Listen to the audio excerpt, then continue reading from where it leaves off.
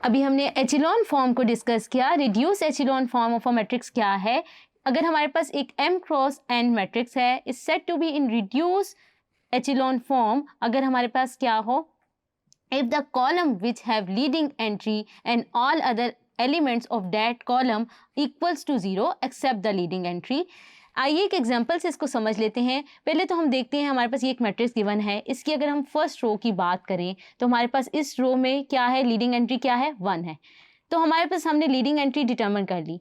अब जिस कॉलम में वो लीडिंग एंट्री लाई कर रही है उस कॉलम के बिलो भी 0 होने चाहिए, यानी सारी उस कॉलम की जो एंट्रीज हैं वो क्या होनी चाहिए, 0। तो हमारे पास क्या है, ये देखें, अगर हम देखें 1 के जो नीचे हैं कॉलम में एंट्रीज क्या हैं, 0 हैं।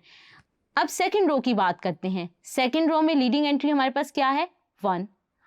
अब हमने क्या देखना है, इस कॉलम के जो भी हैं क्या है, सारी एंट्रीज क्या होनी चाहिए, 0। तो वो हैं या नहीं, आप देख सकते हैं यहाँ पे भी 0 है और यहाँ पे भी 0 है, तो ये कंडीशन भी होगी हमारे पास क्या, सेटिस्फाई। इसके बाद अगर हम देखें थर्ड रो में लीडिंग एंट्री हमारे पास क्या है, 1। तो इस कॉलम में भी हमारे पास सारी एंट्रीज क्या होनी चाहिए, 0। तो आप देख सकते हैं यहाँ पे भी 2 zeros आ रहे हैं, तो सारी एंट्रीज क्या हैं, 0 हैं। तो ये हम कह सकते हैं ये जो मैट्रिक्स है लिखी हुई, ये हमारे पास किस फॉर्म में है, रिड्यूस एचेलॉन फॉर्म में।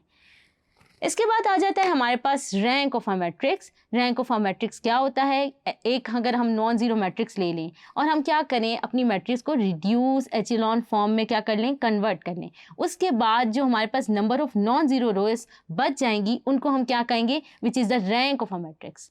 अगर हम अबव मैट्रिक्स की बात करें तो हमारे पास number of non zero rows कितनी, आप देख सकते हैं कि हमारे पास number of non zero rows, row 1 भी जो है वो क्या है, नॉन जीरो रो है, सेकंड भी क्या है, नॉन जीरो रो है, और तो ये थर्ड भी। तो हमारे पास इस मैट्रिक्स की रैंक क्या आ जाएगी, 3। होप सो ये वाले कॉन्सेप्ट आपको समझ आए होंगे।